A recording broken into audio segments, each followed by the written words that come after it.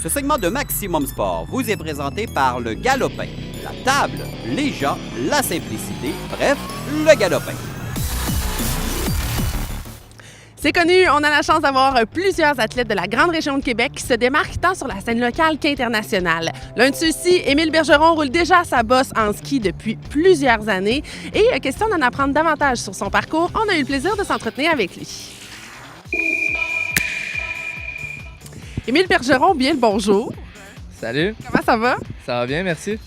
Avant justement qu'on parle un peu du concours et du résultat, faut pas se le cacher, j'aimerais qu'on parle un petit peu de toi, de ton parcours. D'abord, qu'est-ce qui t'a amené dans le monde du ski? Comment c'est arrivé dans ta vie pour toi? J'ai commencé à skier quand même vraiment jeune au relais, au centre de ski le relais, puis de fil en aiguille, là, j'ai commencé comme courseur, comme la majorité des gens.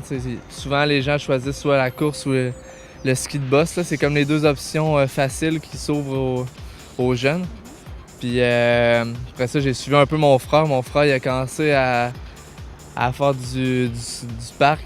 Puis comme ça a toujours été mon grand frère, puis je voulais faire un peu ce qu'il faisait, ben, j'ai suivi ses traces un peu, puis ça m'a mené où que ça m'a mené. Là. En faire de plus en plus à chaque hiver, de laisser un peu à côté compétition de course, là, la course que maintenant je fais plus. Mais ouais, ça a vraiment été par l'entremise de mon grand frère un peu là, que l'introduction au parc à neige s'est faite pour moi. Mais je suis vraiment content. Et là, dis-moi, justement, dans les dernières semaines, tu as eu une autre belle réussite, ta participation du côté du Jazz Master dans le cadre du Nova Jamboree. Parle-moi un petit peu de en quoi ça a consisté pour toi et des défis, justement, que tu avais avec ce concours-là. J'ai participé au Stars Master dans le dernier mois. Dans le fond, ça consistait à tourner une vidéo d'1 minute en milieu urbain. Fait que vraiment pas dans les parcs à neige, là, vraiment les structures qu'on peut retrouver en milieu urbain. Exemple, tu aurais pu tourner ça ici, même à Place Douville. Ouais, peu importe. Tout ce qu'on trouve, on aurait pu sauter dessus pour faire nos cascades dessus. Fait que c'est ça, c'était 5 riders invités partout dans le monde. Ben, en vrai, il y avait un rider des États-Unis puis 4 du Canada.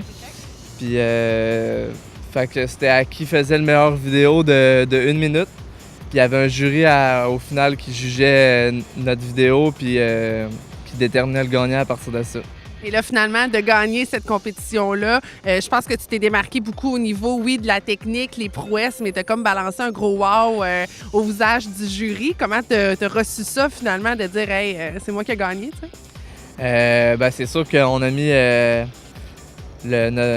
avec qui les filmeurs, puis tous les gens qui m'ont aidé. C'est beaucoup de travail, tu sais, produire ce genre de vidéo-là, du fait de pelleter, filmer, tout ça.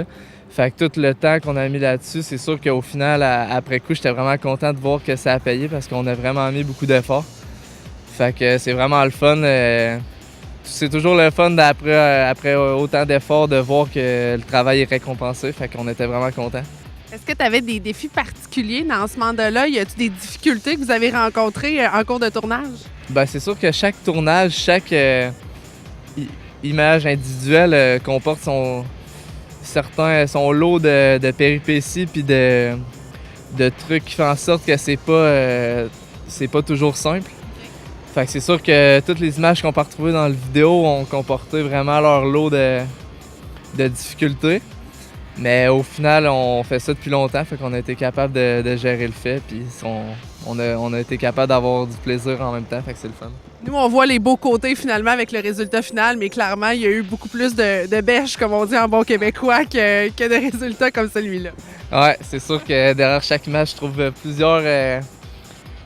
plusieurs ratés qui font en sorte que des fois, c'est dur de continuer un peu, mais au final, ça a bien été.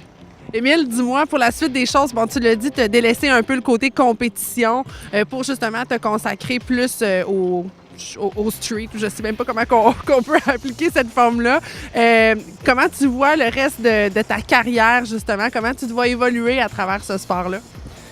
Ben, c'est sûr que je fais encore beaucoup de compétition, mais en même temps de filmer le plus possible. Fait que c'est sûr que moi, je me vois encore essayer de faire les deux le plus longtemps possible. C'est le fun. J'apprécie encore le fait de faire de la compétition, puis j'apprécie encore aussi vraiment le fait de filmer. Fait que vraiment de faire les deux le plus possible jusqu'à temps que ça soit plus possible, mais on va espérer que ça soit sur une longue période. Merci beaucoup, Émile, pour ton temps ce matin. On va te laisser aller te remettre de ton décalage horaire. Puis bien sûr, je te souhaite bonne continuité pour toute la suite. C'est beau de voir aller un jeune homme comme toi. Merci beaucoup, bonne journée. Ne manquez pas, au retour de la pause, Éric Martel revient sur une carrière bien remplie. Ce segment de Maximum Sport vous a été présenté par le Galopin. La table, les gens, la simplicité, bref, le Galopin.